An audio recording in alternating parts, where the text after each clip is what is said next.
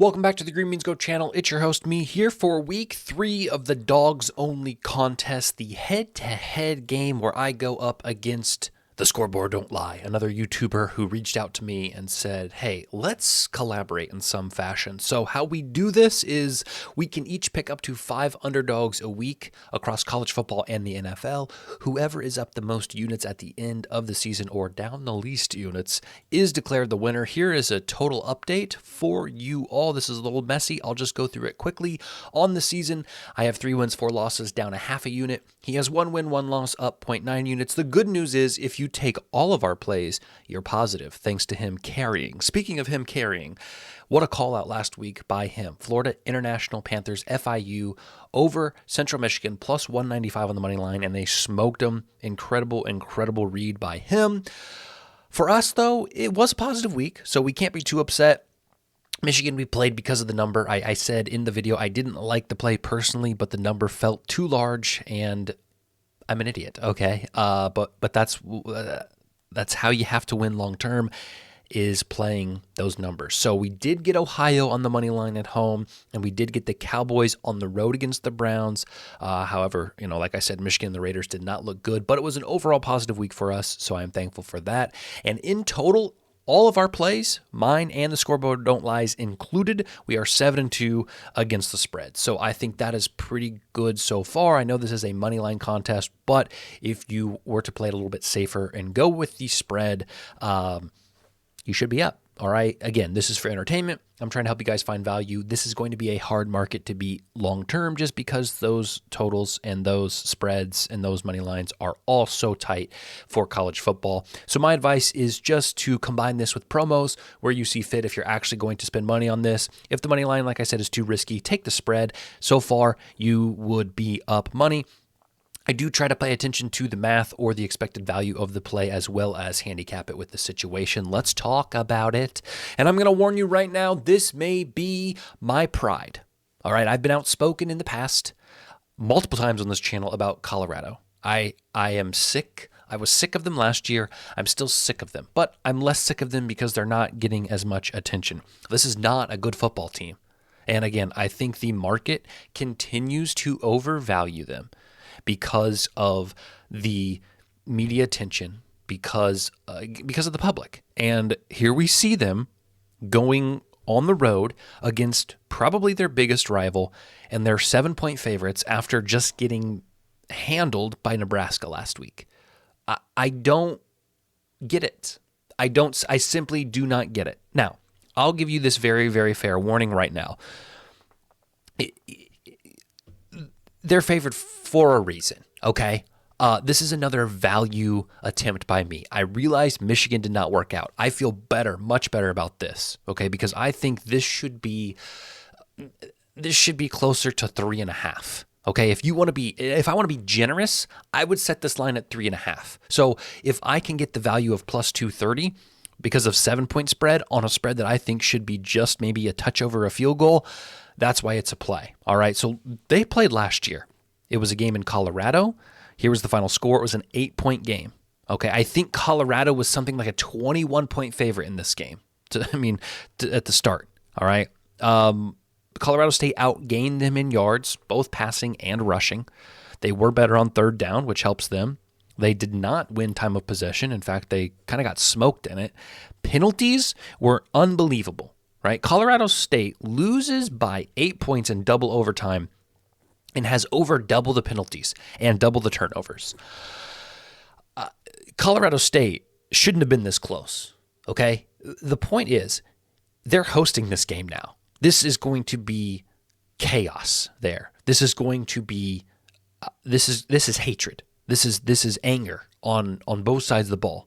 And if Colorado State can take the confidence from this top half and take the wisdom gained from this bottom half, I don't think Colorado is a 7-point favorite, okay? They clean this up, they win outright. So I think it's a 35-41 ending. I think it's a shootout. I think it's back and forth.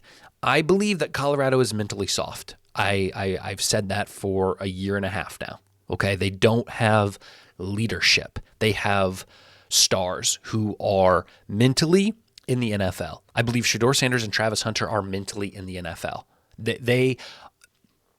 I believe, and I could be very, very wrong, I believe they have checked out of Colorado. What's the point, right? They both know they're first-round draft picks. So let's just get this season over with. Let's stay healthy. Let's try to put up some numbers, okay? They know they're not going to the college football playoff. They know they're not going to win 6 and 7 games. At least I don't think they are, okay? So I believe that if this game starts going south for them early, they're not going to fight, okay? I don't believe Shedeur and Travis Hunter have the dog in them that people think they do. I think they have the dog in them from like an athletic and like a playmaking ability type of dog in them. But when the situation gets rough and the cards are stacked against them and they have to actually battle and they're not just the favorites and everyone's not just like gloating about them, I don't think they're tough. Okay, they were down 28-0 at half last week, and Shedeur Sanders blames everybody else in his post-game press conference. Okay, I am outspoken often on this channel about things that I think get too much hype. The Colorado Buffaloes get too much hype for how bad they are. Okay, that's why I feel this way. If nobody hyped them up, if nobody praised this team, I wouldn't care. All right, but I am outspoken against teams and people who I believe are not as good or qualified as what they receive. So like I said, I told you guys, I led with this is a pride pick. Okay, this is maybe just a little bit of me ranting, but I do see value. So that is that.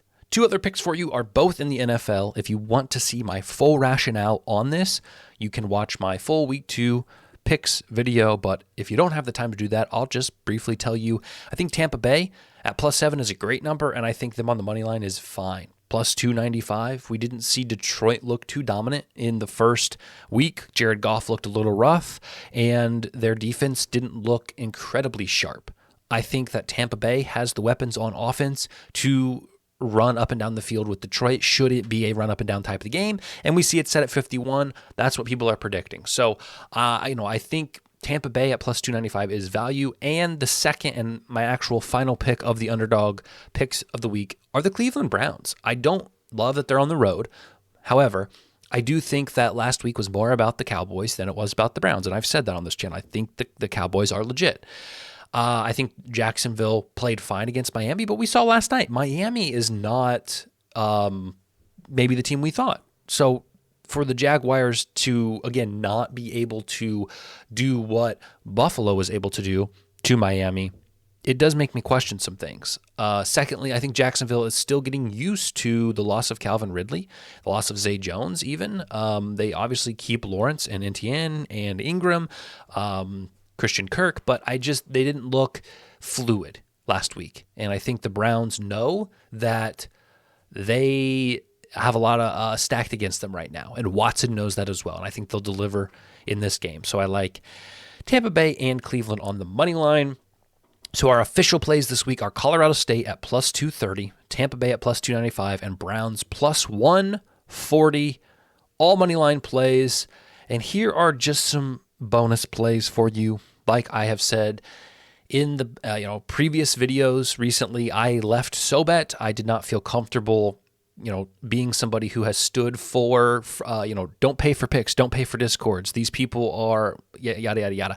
And so I'm trying to grow my channel and try to make money and do this full time, but from things that don't cost you anything. All right. Ad revenue, in other words. So I left SoBet because I did not feel comfortable saying, you can get my picks for $10. Here are some other picks I like. Nothing really meets the criteria of underdog because, as you can see, my absolute favorite plays are all favorites, and I like them to cover the spread. And my underdog picks are all pretty heavy underdogs, like Oregon State 16.5, Utah State +18.5. Maybe I could have squeezed UCLA in on this, and I actually don't mind UCLA's money line, but I like the 3.5 better. And you see South Carolina kind of the middle of the pack. So those are just some bonus picks. I know that DraftKings and FanDuel do have a parlay promo, and I You know how I feel about parlays, but if you're getting a boost or you're getting some insurance, I think it's appropriate and fine to have a little fun. So I will probably do a Houston -4, Kansas State -7, Buffalo -3.5, and Colorado State +7 on one of those promo boosts or insurances. So that is what I have for you. I'm not going to track these in terms of like video.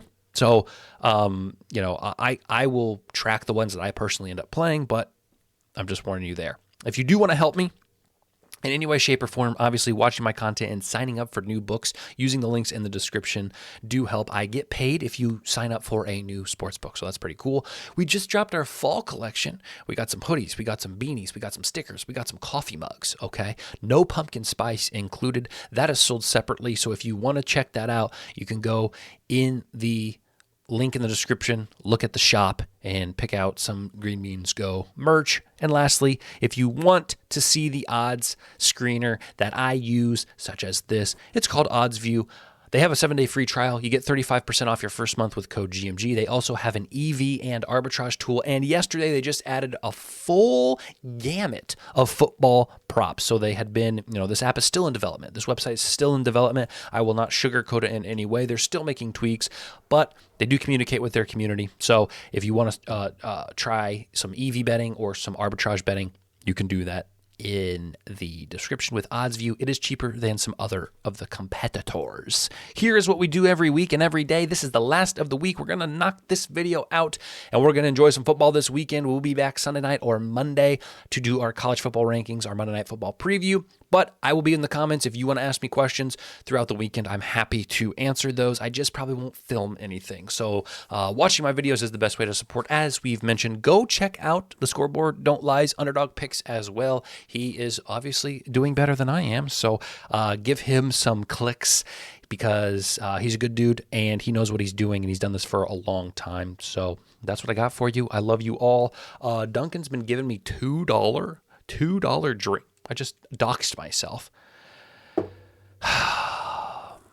$2 drinks. I'm going to have to figure out how to blur that. We'll get it done. $2 drinks this month, so that's pretty sweet for me. I'm going to end this now because I got to figure out how to undox myself. Heck.